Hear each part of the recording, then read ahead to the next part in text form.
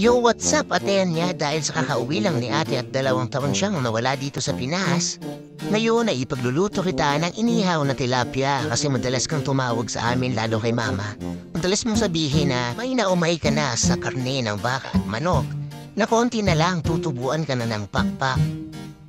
At syempre, pinagduto talaga kita para naman makabawi kami sa lahat ng pagod, puyat, sakripisyo mo dyan sa abroad.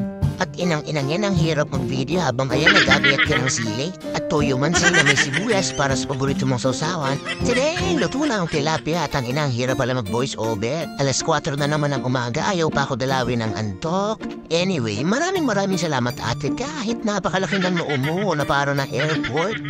Sige lapam. Food trip siya. Uy. Tanong mo ko iya. Hindi mo nga ni. Food trip. Magagit ka pa.